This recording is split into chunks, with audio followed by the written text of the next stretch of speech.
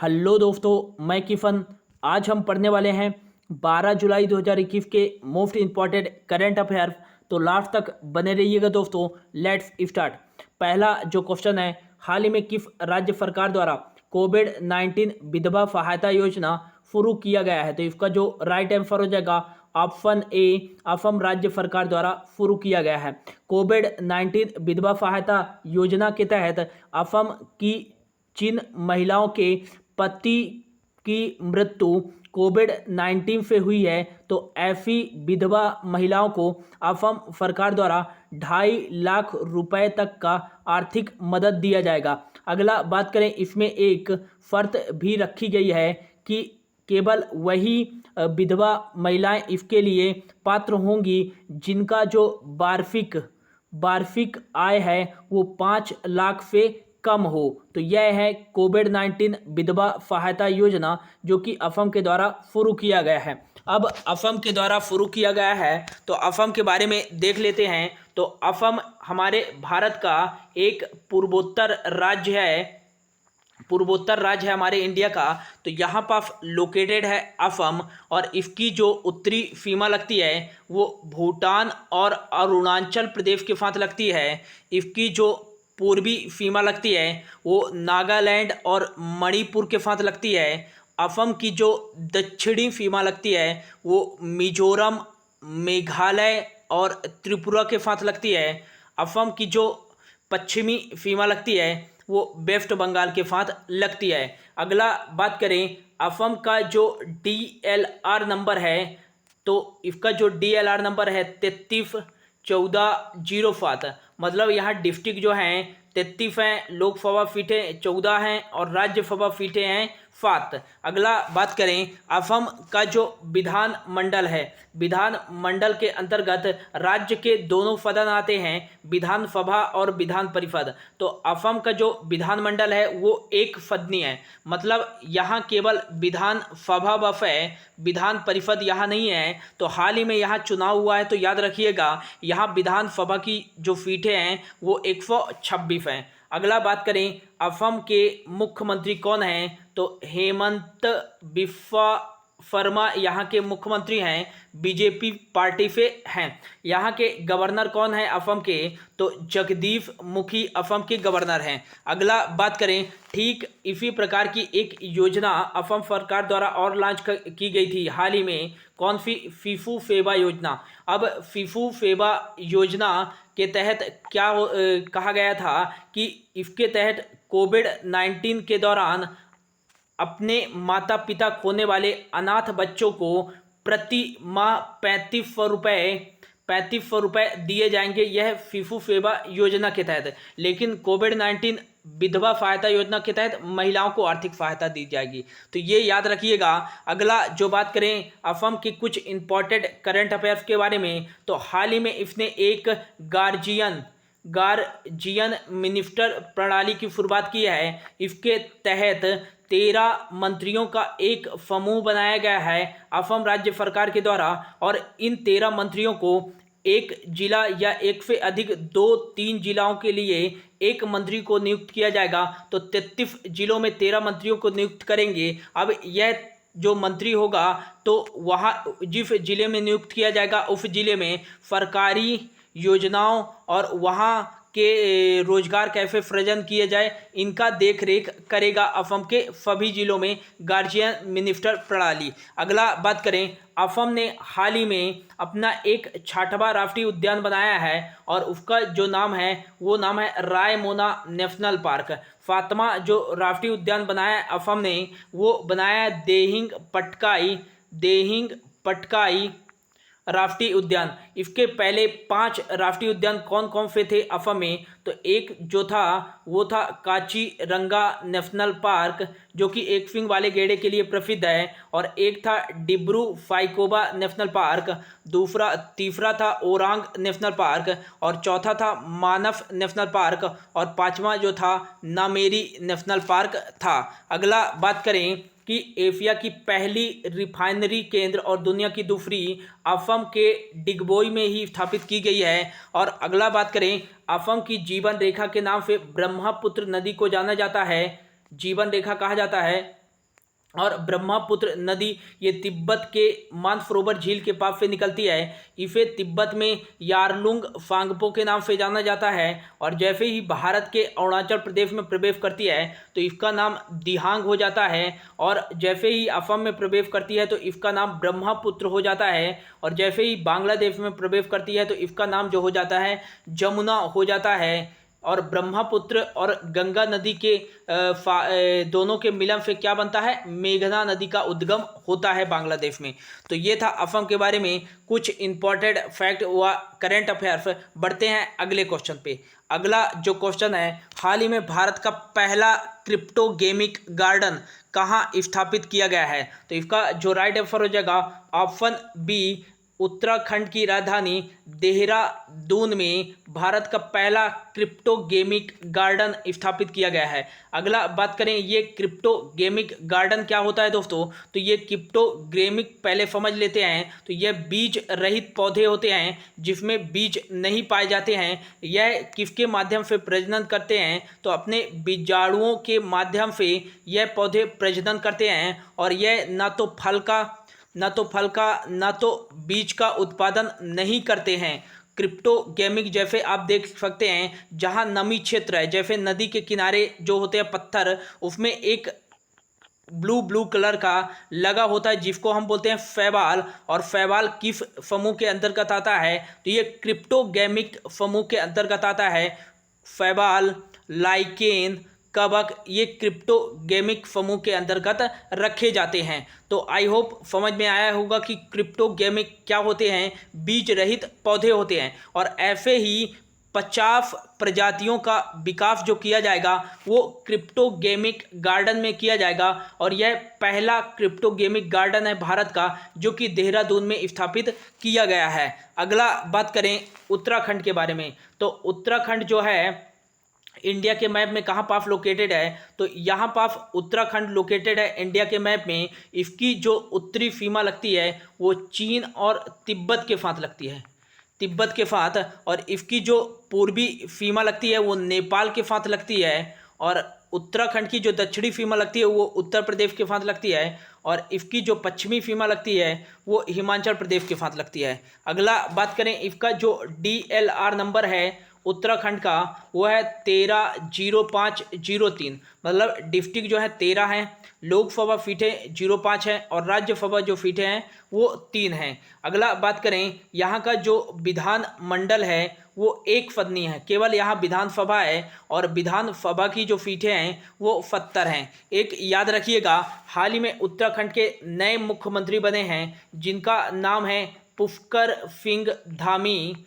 इनका जो चुनाव क्षेत्र है, विधानसभा क्षेत्र है, वो है खाटिमा से विधायक हैं। और यह उत्तराखंड के सबसे युवा मुख्यमंत्री भी बन गए हैं।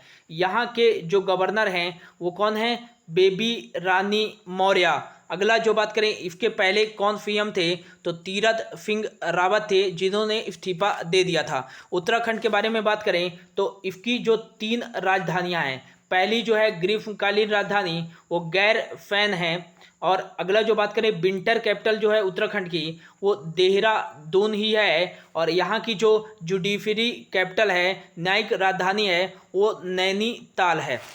अगला बात करें भारत का पहला national park Jim Corbett national park कहाँ है, तो ये उत्तराखंड में ही है। इसे हैली नेशनल पार्क के नाम से भी जाना जाता था। और सर्वप्रथम टाइगर प्रोजेक्ट भारत के किस नेशनल पार्क में लाया गया था, तो ये जिम कॉर्बेट नेशनल पार्क में ही लाया गया था 1973 में। Tiger man of the India किसको कहा जाता है, तो कैलाश सांखला को कहा जाता है। अगला बात करें कि उत्तराखंड में कौन कौन से नेशनल पार्क हैं, तो एक तो हो गया जिम कॉर्बेट नेशनल पार्क, एक हो गया नंदा देवी नेशनल पार्क, और फूलों की घाटी नेशनल पार्क, राजा जी नेशनल पार्क, गोविंद पशु विहार नेशनल पार्क, और अगला जो लास्ट है गंगोत्री नेशनल पार्क, यही लोकेटेड है उत्तराखंड में। उत्तराखंड में ही है भीमताल, राकफ ताल और फत ताल।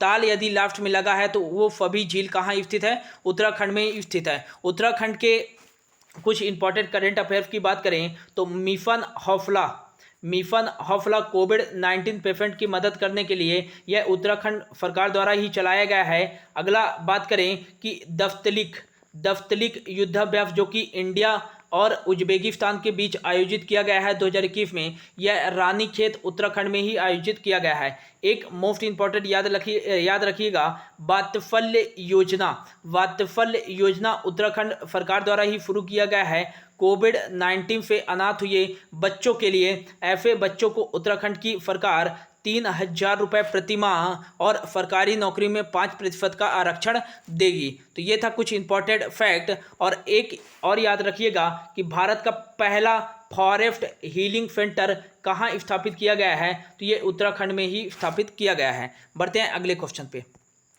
अगला जो क्वेश्चन है, हाल ही में विंबलडन ओपन 2021 में महिला एकल का खिताब किसने जीता है? तो इसका जो राइट आंसर हो जाएगा, ऑस्ट्रेलिया की एशले बार्टी ने विंबलडन ओपन 2021 में महिला एकल का खिताब जीत गए हैं। अगला बात करें इन्होंने किसको हराकर जीता है, तो ऑप्शन डी पे है कैरोलिना प्लेजिस्कोवा जो कि चेक रिपब्लिक से बिलोंग करती हैं। इनको ही हरा करके ऑस्ट्रेलिया की हैं एशले बार्टी, इसने पहला अपना विंबलडन का खिताब जीत लिया है। अगला बात करें ग्रैंड स्लैम के बारे में, तो 4 प्रकार के ग्रैंड स्लैम होते हैं। पहला जो होता है ऑस्ट्रेलियन, दूसरे नंबर का होता है फ्रेंच, तीसरे नंबर का होता है विंबलडन और चौथे नंबर का जो होता है वो होता है यूएफए ओपन। अगला बात करें इनका क्रम लगाने के लिए आ जाता है, तो ये सीक्वेंस याद रख लीजिएगा दोस्तों।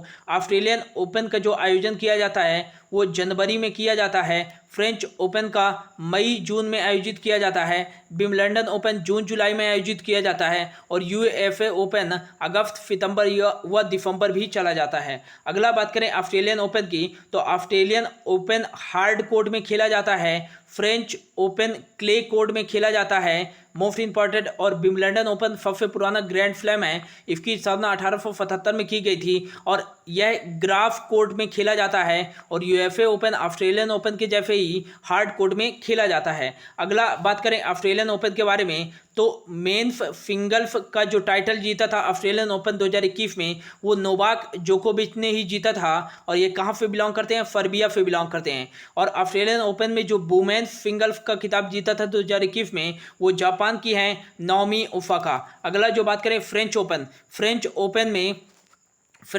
में जो मेंस सिंगल्स का खिताब जीता था 2021 में वो भी नोवाक जोकोविच ने जीता था। और वुमेन्स सिंगल्स का खिताब जो जीता था 2021 में फ्रेंच ओपन का वो बारबोसा क्रेजिस्कोवा जो कि चेक रिपब्लिक से बिलोंग करती हैं। अगला जो हुआ है हाल ही में विंबलडन ओपन में मेंस सिंगल्स का जो टाइटल जीता है 2021 में वो नोवाक जोकोविच ने जीता है और इनका जो था 6वें नंबर का चैंपियन बने हैं, 6 बार के चैंपियन बने हैं, इनका 6वां खिताब था विंबलडन ओपन का। अगला बात करें कि जो वुमेन्स सिंगल्स का जो टाइटल जीता है 2021 में वो जीता है एशले बार्टी जो कि कहाँ से बिलोंग करती हैं, ऑस्ट्रेलिया से बिलोंग करती हैं। यूएफए ओपन अभी होना बाकी है। तो ये था कुछ इंपॉर्टेंट फैक्ट ग्रैंड स्लैम के बारे में।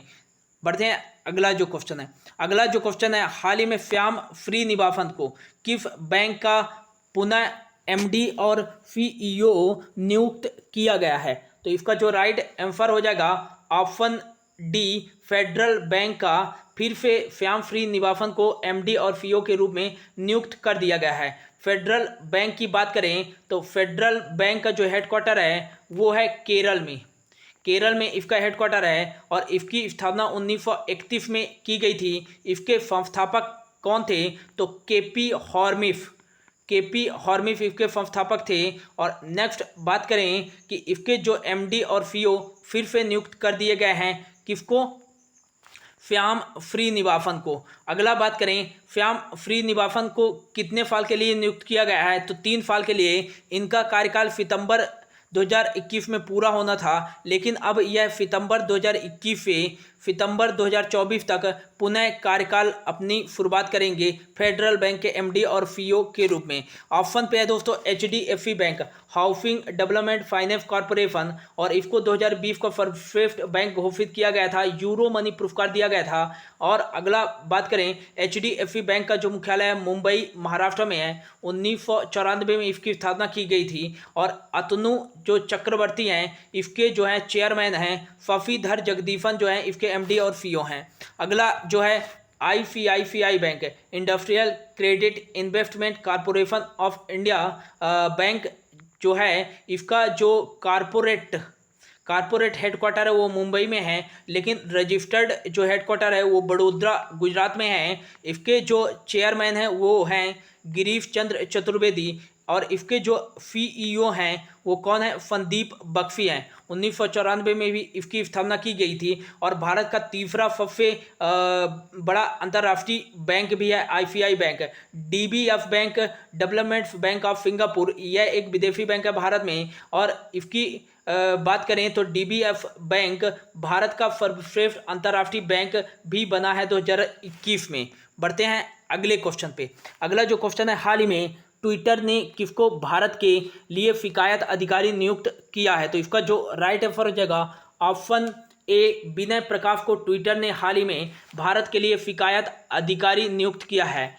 हालांकि अभी भारत का IT रूल्स आया था, और उसमें कहा गया था कि भारत में जो भी सोशल मीडिया हैं और यदि उस सोशल मीडिया प्लेटफॉर्म में 50 लाख से अधिक यूजर हैं तो ऐसे सोशल मीडिया प्लेटफॉर्म को भारत के लिए एक तो 3 अधिकारियों को नियुक्त करना पड़ेगा। एक मुख्य अनुपालन अधिकारी को नियुक्त करें, और एक नोडल अधिकारी को नियुक्त करें, और एक शिकायत अधिकारी को नियुक्त करें। और ये जो तीनों अधिकारी होने चाहिए, ये कहाँ से होने चाहिए? भारत से ही होने चाहिए। ये भारत का IT मंत्रालय नया रूल कहता है। तो ट्विटर ने एक अधिकारी अपना नियुक्त कर दिया गया है, शिकायत अधिकारी। किसको? विनय प्रकाश को। पहले कौन थे? धर्मेंद्र चतुर थे, लेकिन पिछले महीने ही इन्होंने इस्तीफा दे दिया था। अगला जो बात करें, भारत के IT मिनिस्टर कौन हैं? तो भारत के रेल एंड IT मिनिस्टर जो वर्तमान में हैं अश्वनी वैष्णव हैं, और ये राज्यसभा है कहाँ से? उड़ीसा से। अगला बात करें, ट्विटर ने नियुक्त किया है, तो ट्विटर के बारे में बात करें तो ट्विटर की स्थापना 2006 में की गई थी, और इसके संस्थापक कौन थे? संस्थापक जो थे तो वो थे जैक डॉर्फी, और एक थे नूल ग्लॉफ, और एक थे इवान विलियमसन, और एक थे बिज स्टोन। ये चारों संस्थापक थे ट्विटर के। और वर्तमान में CEO कौन हैं? तो जैक डॉर्फी ट्विटर के CEO हैं। और CTO कौन है? तो CTO चीफ टेक्नोलॉजी ऑफिसर जो हैं वो हैं पराग अग्रवाल। ये ट्विटर के CTO हैं। बढ़ते हैं अगले क्वेश्चन पे। अगला जो क्वेश्चन है 6 नंबर का, हाल ही में भारत किस देश के साथ 2+2 वार्ता आयोजित करने में सहमत हुआ है? तो इसका जो राइट आंसर हो जाएगा ऑप्शन सी, रूस के साथ भारत ने 2+2 वार्ता, विदेश मंत्री और रक्षा मंत्रियों के बीच 2+2 वार्ता आयोजित करने के लिए सहमत हुआ है। अब बात करें रूस के बारे में, तो रूस के साथ यह सहमत हुआ है। तो रूस की जो राजधानी है वो क्या है? मॉस्को है। मॉस्को, और क्षेत्रफल के अकॉर्डिंग यह यूरोप का सबसे बड़ा शहर भी है मॉस्को। यहाँ की जो करेंसी चलती है वो रशियन रूबेल चलती है। अगला बात करें, यहाँ के जो प्रेसिडेंट हैं रूस के, व्लादिमीर पुतिन हैं, और यहाँ के जो PM हैं वो हैं मिखाइल यहाँ के PM हैं। और अगला बात करें, रूस की जो राष्ट्रीय नदी है वो बोल्गा नदी है, और यूरोप की सबसे लंबी नदी भी कौन सी है? और सबसे बड़ी नदी बोल्गा नदी है। और यूरोप में ही है एक बैकाल झील, जो कि दुनिया की सबसे गहरी झील है। और रूस दुनिया का पहला ऐसा देश है जहां सबसे ज़्यादा प्राकृतिक गैस भंडार हैं। तो ये था रूस के कुछ इंपॉर्टेंट फैक्ट। अब रूस और इंडिया के बीच में एक एक्सरसाइज होती है, इंद्रधनुष एक्सरसाइज और इंदिरा नेवी एक्सरसाइज।